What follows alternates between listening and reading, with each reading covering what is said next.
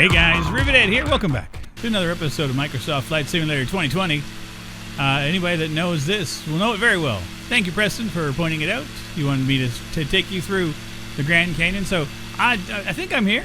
I flew out of, what was it called, Page Grand Canyon. So it's about 70 miles roughly away from the Grand Canyon, or at least from an area you could get to. So I flew here. This definitely looks like it. Reason I'm flying up high is that, as you can see over on the cliff face, you can kind of see where the textures are kind of warping a little bit. I found that a lot of the natural areas like this have this kind of thing within this. Now, I don't know if this is an issue with my graphics card or with it just with the game. It's fine. It doesn't have to be anything perfect. But like I've said before, I'm here to fly and enjoy this. This is more important to me is just to enjoy what we have here. Now, I've been to the Grand Canyon a few times when I was younger. I think 2 or 3 years old the first time I was here. Then I visited a couple times in my 20s. And yeah, it's a very awe-inspiring place. You definitely have a sense of being small when you're here. And that's something I can absolutely respect and enjoy. It has a lot of folklore attached to it as well. You know, some mysteries attached to it, you know, some haunted stories and things. The most recent thing that I can come across and remember is that there is one of the cliffs collapsed recently, and with that they found footprints from animals. I think it was like 30 million years or 300 million years or 3 million years, something along like those lines. But they found footprints of these 2 animals that were just embedded in the rock. That were hidden for all that time until just recently. I think that's kind of cool, even to this day, that there's stuff to be found in the Grand Canyon. Now, I'm not going to be spending the entire day here. That would be silliness to expect that I'm going to just fly around this and talk about something I really don't know anything about. I've been here a couple times. I have respect and awe for it. It is a massive, massive thing. It is so huge. And I'm not a tour guide for Grand Canyon, but I thought it'd be kind of fun to just pop in. It's bigger than you expect.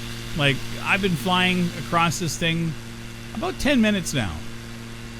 And I'm not the fastest plane, but, you know, I'm definitely going faster than you would by car. Oh, what's going on? We hiccuped there for a hot second. But yeah, the graphics on this look amazing. Even, like, spotting some of the issues, because again, these are like satellite maps that are rendered down and stuff. It's still amazing. It's awe-inspiring that they've done this kind of work on this game. Well, simulator claim, whatever we're going to call it. I just love it. I think it's amazing, and I've enjoyed. But since I don't know this place very well, and I just wanted to pop in and take a look at it, we're going to do this from time to time. Like, I'm just going to pick a bunch of areas in the world and just pop in and see what they look like.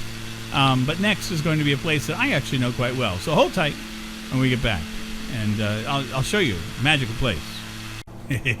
As you can see on the map, I've chosen what I call a magical place. This is Disney World, and so we're flying in around Orlando, Kissimmee. We're flying way too fast.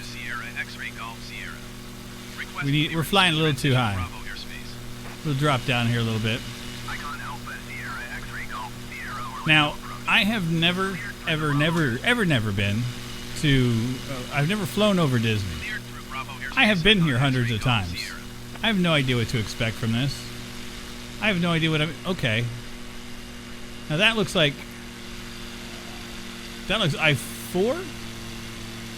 Is that one of the highways? I don't know. Those are definitely, this is so weird to me, because I know these are the hotels. Like, Disney is just covered in hotels. How high are we at? We're 4,900 feet. You'll be fine, plane.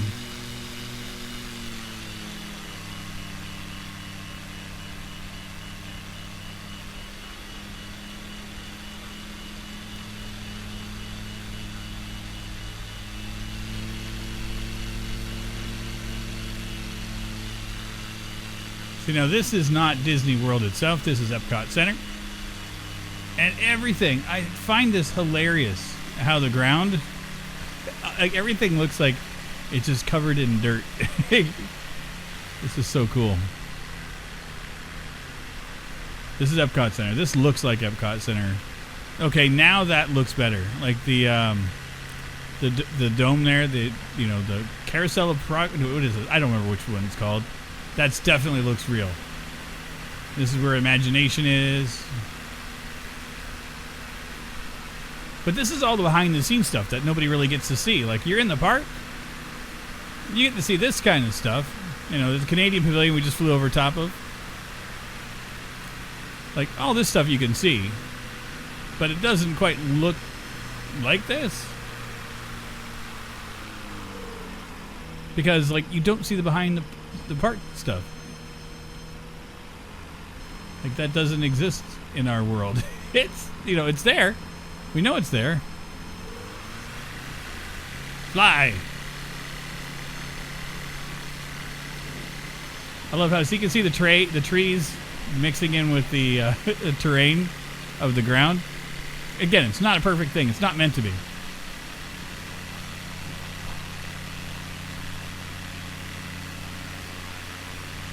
This is so nuts. Yeah, this is kind of neat. Again, this is just Epcot Center. This is not the Magic Kingdom. This is part of the park. Now this should be one of the hotels over here. Yeah, I don't remember the name of them. I never really go. I remember when this one was built. It was a big deal.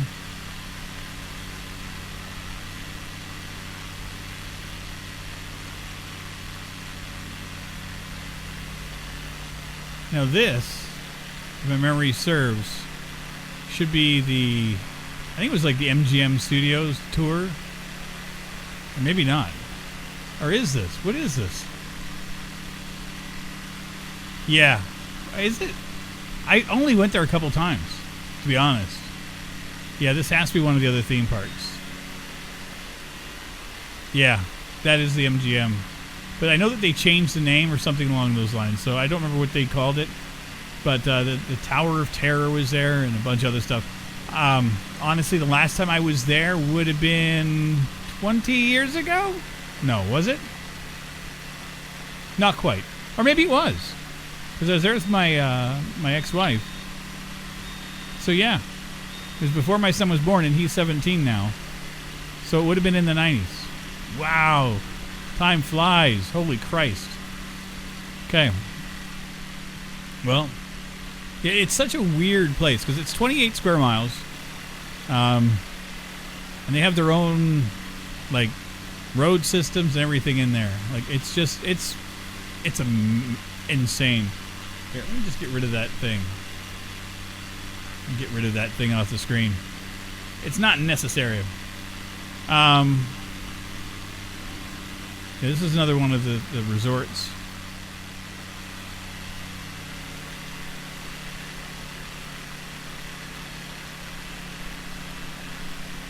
Yeah, so like when you're in the parks, it will tell you like, how to, you hop on a monorail and you go to the next place. And then it's great. But going back and forth by flying over it, couldn't tell you where Walt Disney World. There's 4 theme parks here. There was other stuff too, years ago. There's an abandoned area here. They used to have like a camping area that you can go to, and they abandoned that years ago. Let's get rid of this.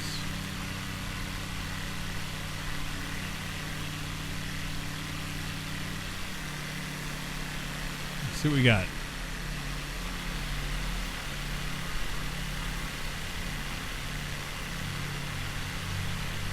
Okay, so that's another one of the resorts. I wish I could follow the monorail system because that would lead me to where the Magic Kingdom is itself. I think it's further in, if you want my honest opinion.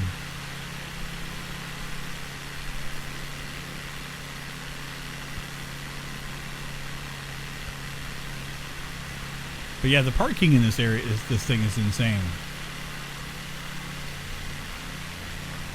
Let's go over this way and see what's over here. Oh, there it is. I see it now. I just had to see the one building. There's one hotel that the monorail goes through, and it's pretty iconic in how it looks. It's kind of this weird shaped thing. So yeah, I kind of just spotted it. I'm like, that's it. But yeah, this entire area for 28 square miles, this is all Disney. You know, when somebody says, I'll sell you a swamp, that's what Disney bought. He bought himself a huge swamp and turned it into this. Now, the Walt Disney World from when I was a kid to what it is currently, completely different animals. What was called the Magic Kingdom is now, to me, honestly, just a big cash grab. When I last lived in Florida, I found the tickets to be way too expensive. I had friends that went up they had passes to go, and it was hundreds of dollars every time that you wanted to go. And it just became prohibitive for me to go to anymore. I used to be able to get passes to go to it, like if you go to do a timeshare thing. They kind of stopped doing that. So it kind of became more of a... it just became impossible to go and do anything with. That's interesting, that area there being cleared out makes me wonder if they're going to be building something there. Like, that looks like future plans for a park, if you want my... Or like a resort. And that's mostly what they do these days. They just build resorts here. You know, put in another hotel. People spend thousands of dollars in their hotels. When I was a kid, there was 2 or 3. This was one of them. This is the one that I said at the iconic building that, you know, the monorail goes through. This is it. Yeah, that doesn't quite line up. The monorail does not go into the side of it. And there we go. That is right ahead of us. That is, oh gosh, Space Mountain. That's one of my favorite rides. And this is not going to look anything like it, and I know that. When I was in university, I actually worked at Disney as a monorail operator, just for a summer. It was pretty neat. There's the castle. That doesn't look anything like the castle. But yeah, I mean, this is definitely the theme park. I mean, they've got it right. Big Thunder Mountain here. This is a great roller coaster right here, right in front of us. Anybody caught flying this close to Disney would probably be shot out of the sky. Okay, we're running low on whatever.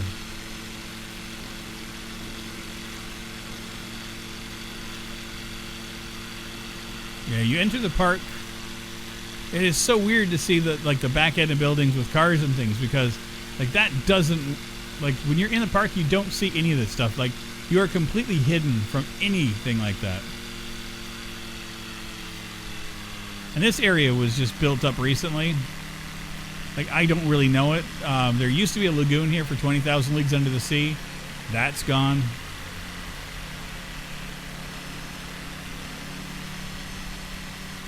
And this is where you enter the park. Right here. Kind of like an old school 1950s USA. It's pretty cool. And this was one of the more newer of the hotels. But when I was a kid, and this would be like in the 1970s, this was like the Tahitian village or something like that. You could have luau's and things, and it was fun. It was actually one of our favorite places. There was a golf resort as well, just out here, and then you had that weird shaped building, and that was it. Those are your 3 hotels when you came to Disney. Now, you have more hotels than you have anything else, which is pretty nuts. Yeah, personally right now, this is how I'd like to visit Disney World. Now over there, see that island that's out in the middle of that lake? That used to be another resort. Let's go over to it. It wasn't a... Back in the 70s, you used to have tickets to go on the ride. So you didn't have like a full pass. It would be... you'd have tickets. Each ticket would give you access to a ride. And one of the things that everybody always had leftover tickets was this island out in the middle of here. Was it this one or the one back there? Could have been that one there. But one of these, and it was a bird sanctuary. And you would just come out here and there's all kinds of birds. There's paths going through and trails. It's abandoned now. The animals have all been released or, taken other places and whatnot. But yeah, it's no longer there. You used to take a little ferry across and it was delightful. It was actually our last thing we did every time we went to Disney. We would go over to that island all the flamingos and all the pretty birds and stuff, and you just walk around, and it was just awesome. I loved it. And there was kind of like a pirate, like a treasure thing. You know, it was pirates. You got to have that kind of stuff there. Wouldn't be Disney without it. Now, I don't remember if that building was there. I know this one was, and these little ones there. But I don't think that round one was there when I was a kid. I've stayed in this hotel twice when I was younger. But let's head out.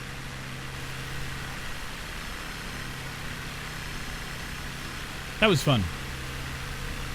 This is what I want to do. I just kind of want to wax poetic about some of the things and places that I've been.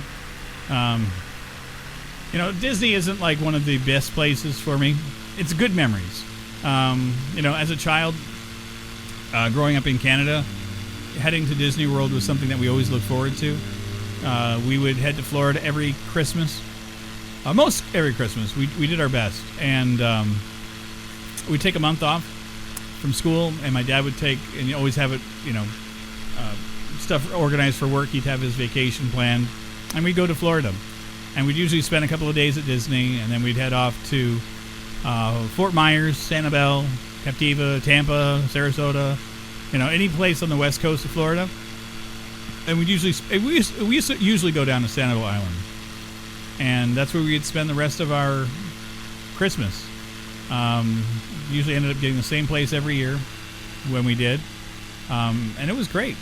Good memories as a child. But Disney was always our, you know, we're in Florida now, we're going to go to Disney. And like, I remember the first time we went there, I was in a parka. Like, it was cold. Like, it was in the 30s Fahrenheit, not centigrade. 30 centigrade, you don't wear parka. At least I don't. I know some people would. But yeah, that was fun. That was a lot of fun. Yeah, I spent many years in Florida. As you can see, it's a very flat state. There's not a whole lot of hills. If you do find a hill, chances are highly likely that it was man-made, and it's usually garbage. I'm not even kidding. Most of the hills you find are made of garbage. Which direction are we headed? We're heading east? Yeah, that makes sense. Just trying to think where I'm at.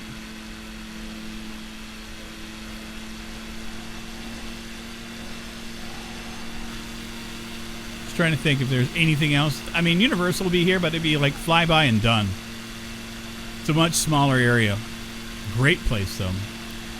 Actually, all the theme parks, if I was to have my choice to go back to Florida and go to a theme park, it would be going back to Universal. I enjoyed that a lot more. It's much more adult for me. The kiddie rides, it's less kid-oriented, right? You know, you get to a certain age, you just don't want to have all the screaming kids around. Universal still has them, but, you know, you have rides that are like The Mummy, you know, and, you know, they have The Simpsons and the Men in Black and, you know, things I like. You know, I could care less about Peter Pan. The Disney princesses and all that kind of stuff. Don't care about it, never have. I think we're headed around the Kissimmee area now.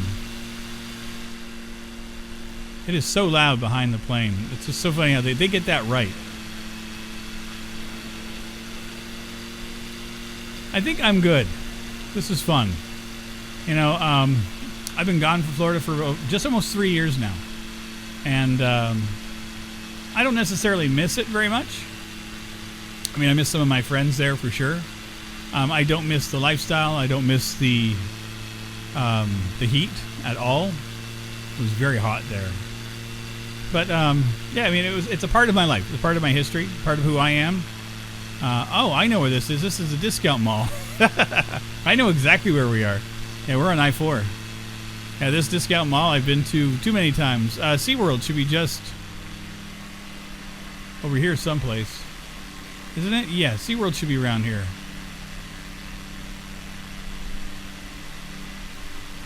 Let's see if we can find that.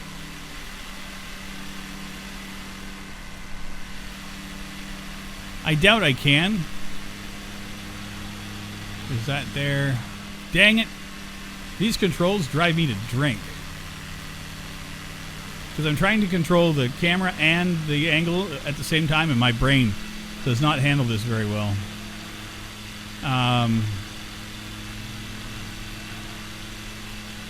Are you kidding me? Universal Studios is marked out on the map. Well, we gotta go. We gotta go.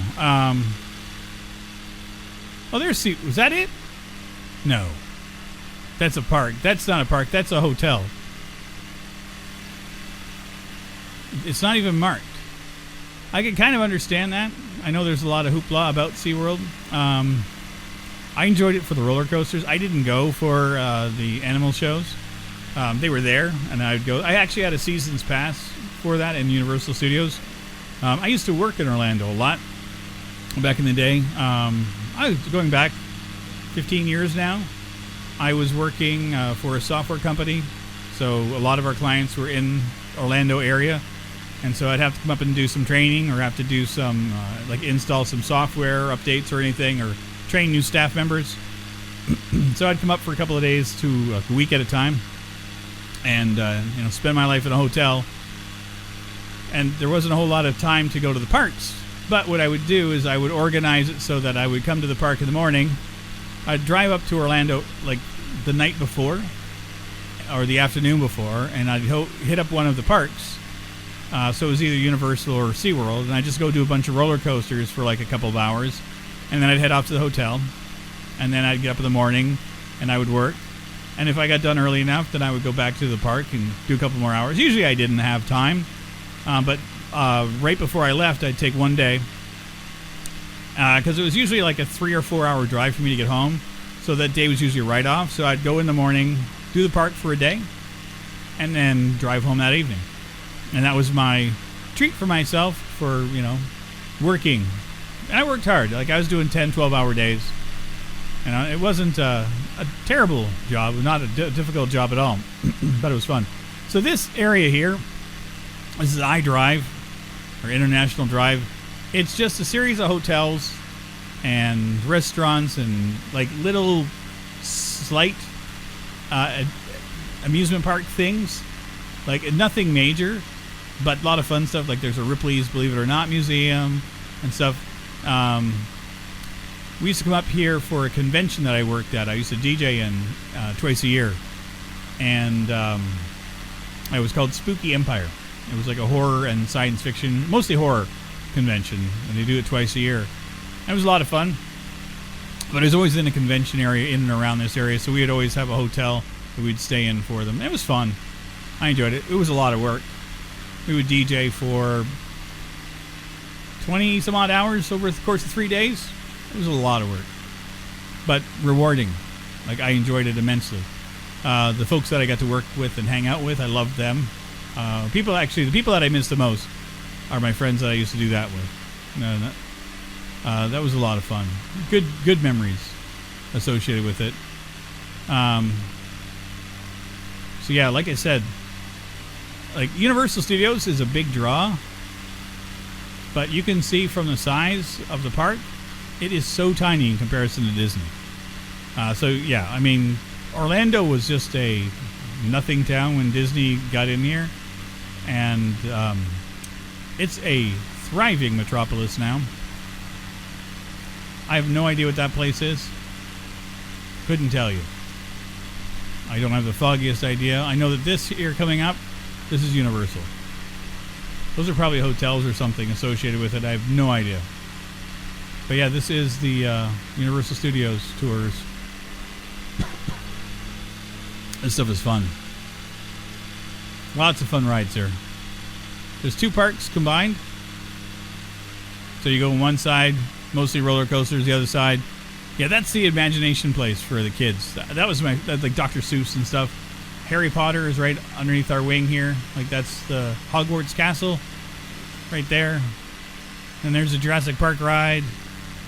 There's Hogwarts Castle. So where the nose right there. But yeah, I mean, there's a lot of really, really fun things in this small little area.